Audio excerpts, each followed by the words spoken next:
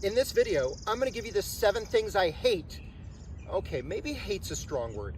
Let's call it the 7 things I dislike to varying degrees about the 6th generation of the Chevrolet Corvette. So stick around.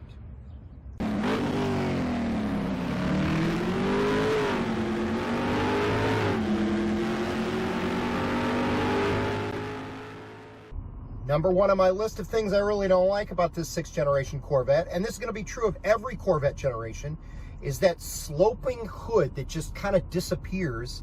You're not really sure how long this car is. Now, yeah, you could add an aftermarket front end camera, and that would be a wonderful thing to have, but otherwise, you're just pulling forward and you're not sure how close to get to that parking block because you really don't want to hit it. So what ends up happening is you end up parking, 2 feet behind that block because you're afraid of it. Number 2 on my list would be the lack of power. Okay, now, I know what you're thinking. Tom, you have a 2007 running an LS2 V8. It's 400 horsepower. Okay, well, it was 400 horsepower when it was new. It's now 15 years old. It's got 50,000 miles on it. I'll bet if I threw it on a dynamometer now, I'd probably only get 350 out of it. But still, in 2008 through 2013, it went to the LS3 motor. It got you 30 more horsepower. If you get the performance exhaust, like the 2013 Grand Sport convertible we owned, that would get you 8 more, so you're at 438. But, once or twice a summer, I like to run this thing around a racetrack, and I got to tell you, I feel underpowered. It feels like it needs 100 more. It needs 500. Now, you can go with a Z06, and that'll solve the problem. You can add a supercharger, that'll solve the problem, and I get that. But that's just one of my complaints. Number 2 is what I feel is the lack of power for the beautiful design this car is. It looks like it should be a lot faster. One of my other complaints about this vehicle is the exhaust system, frankly, is pretty quiet. And it's pretty tame. So I'm running, for example, right now at 40 miles an hour. You can't hear it at all. If you want to hear the exhaust, you really got to get into it in order to hear that exhaust system wake up.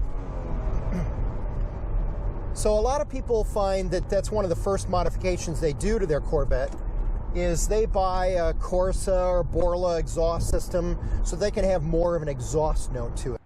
Number 4 on my list would be this funny little lip spoiler thing they put on the back of the car. Now, this is on the coupes and the convertibles, and I think this particular design is specific to the early models from 2005 through 2007. I think in 2008 it may have been redesigned.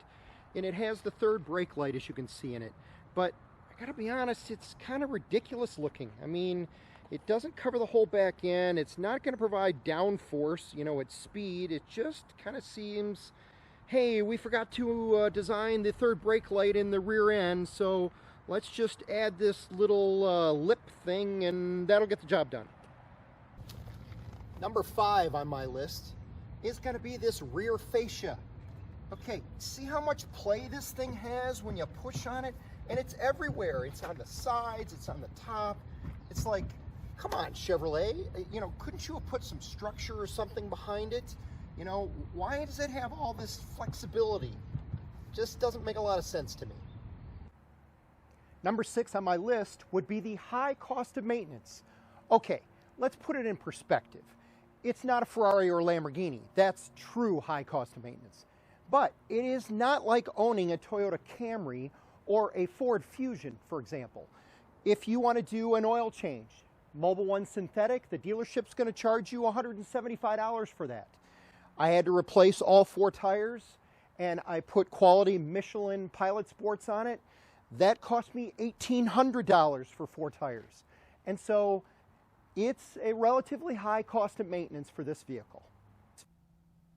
Number 7 on my list is the quality of the interior, or lack thereof.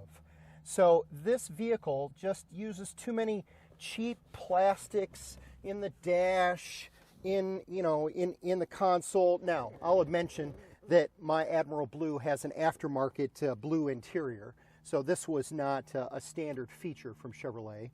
But The rest of it, you know, the quality of these seats is not the greatest. I find when I'm on the racetrack, I got to brace my left leg against the door to prevent from kind of sliding around. So there's really not enough side bolstering. I've already had to replace one of these plastic covers over the mirror on the sun visor. They're cheap. They break off very easily. I just expected more out of a car at this price point. Now I'm going to add one bonus item to the list, and that would be the General Motors logo that appears on both sides of the car, just in front of the rear wheel, as you can see here. In 2005, General Motors marketing geniuses decided that they needed a GM logo on every vehicle because some customers didn't understand, of course, that Hummer and Saturn were part of the GM family. So they said, you know what, let's just mark every vehicle that they're part of the GM family. Now, this continued on into the 2010 model year before General Motors finally got smart and took the logo away. But add this as my bonus item. I really don't care to have the GM logo mounted on each side of my Corvette.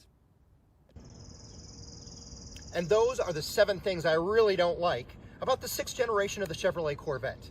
Am I being too harsh? Drop a comment below and let me know what you think. Or did I forget something that you don't like about this car?